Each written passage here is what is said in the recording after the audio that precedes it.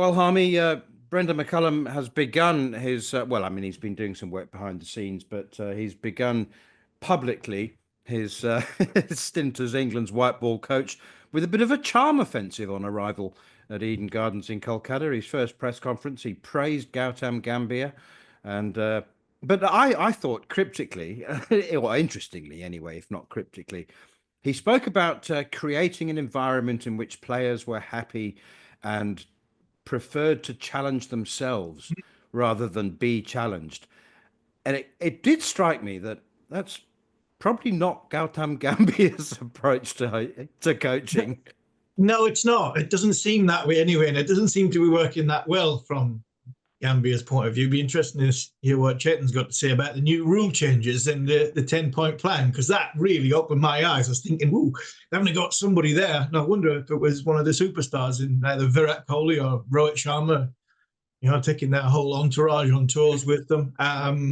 It'll be interesting to find out. I'm sure there's nothing sinister in it, but hey, look, they're in Calcutta. It is Gautam Gambhir where he captained Brendan McCullum, so he's always going to say nice things about him. I'm with you though. Is it sort of cryptically just praising him, looking across, going, "You're under so much pressure, mate." I mean, I would not fancy your job for love nor money. And as much as Brendan McCullum has been talked about as potentially the next or one of the next India coaches, I mean, he just looks so laid back. We've just been with him in New Zealand, and not for 1 minute do I think Brendan McCullum would really enjoy coaching India. Everything that pressure that goes with it. I mean, you look sometimes, and if he's lying in between sort of tea and the end of play, whether Baz is awake on that balcony or not. I've said that a few times.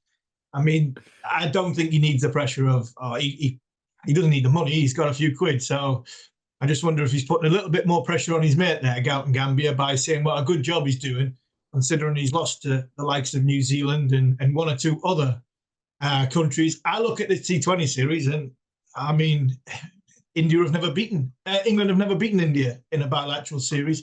T20 over there, I fancy England. I really do. I look at this England side, and I think it's not a bad side. India in transition, yes, they've gone from the big names, the more sort of the superstar names of Kohli and Sharma and one or two others. Bumrah's injured.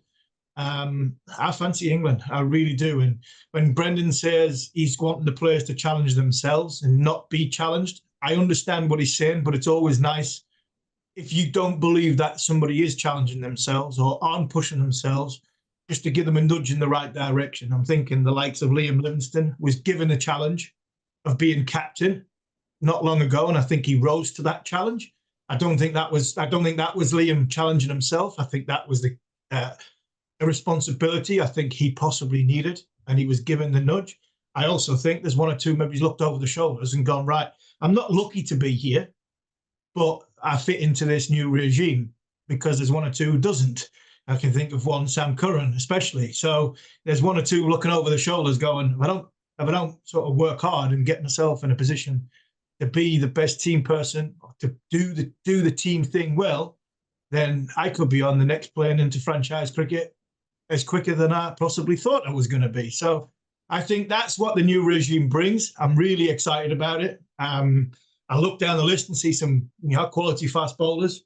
Yes, the year that Atkinson's had, hoping that continues. Having Wood and Archer in the same squad, the difference of Mahmood, from a trajectory point of view, and if you do get the ball to sort of reverse, that is an asset and a weapon. So I look at this England side, and I think it's a very, very well balanced side, and hopefully, shackles are off, different combination between captain and coach, and you might just see a more relaxed Jos Buttler. I don't think you'll see any different tactically, because I think that's the way Jos is. But for me, I think hopefully you might just see a little bit more relaxed, a bit more enjoyment. Hopefully he doesn't keep has the gloves on.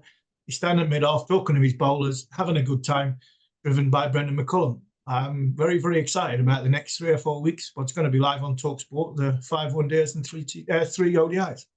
I promised a couple of our listeners and viewers, I think, who contacted me directly. They said, given how much there is in 2025, given what a big year it is, why are Jofra Archer, Mark Wood and Bryden Carse playing this T20 series. A lot. I mean, actually, 3 or 4 people contacted me and said, if you take all of the series and tournaments and formats in 2025, this is probably the T20s, probably the lowest on the priority list. So why are those big three there?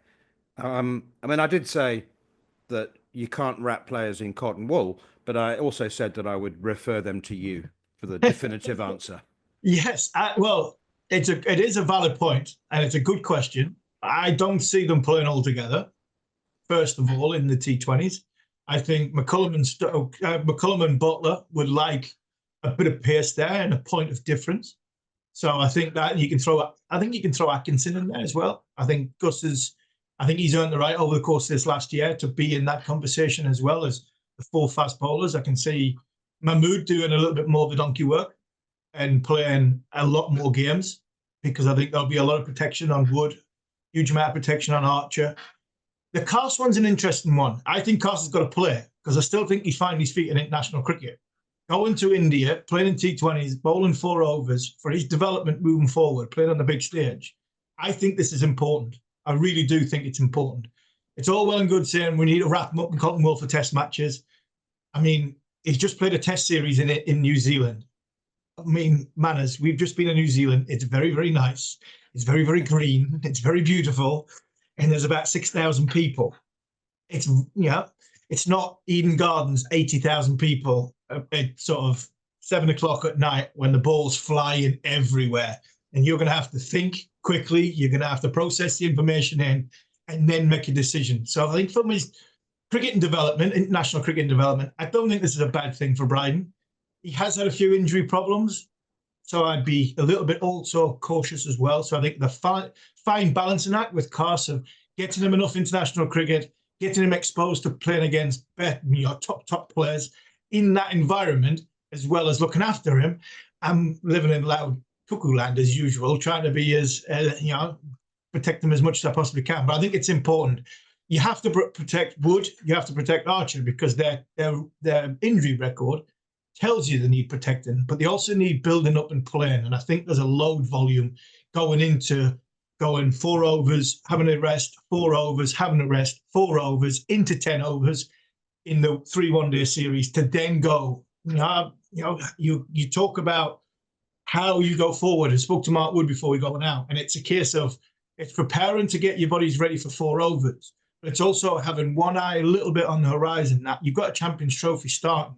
When does the Champions Trophy start? I think England's first game in the Champions Trophies on the 22nd of February, and the finals on the 9th of March. If you play in the first game and you win the first game, the likelihood is unchanged sides in short tournaments like that are very, very, you need to have them. So you make sure that you've got your best team out, all fit. So Mark Wood needs to build up, Jofra Archer needs to build up, Bryden Carse needs to build up, where they might have to play 5 games in the space of what? You're looking at 20 days. From a load point of view, you need to get to that point. Because if England want to win the Champions Trophy, I would imagine they need a settled side. They need their fast bowlers. So I'd imagine that's what they're thinking of, is playing all 3, or having all 3 in this 15-man squad.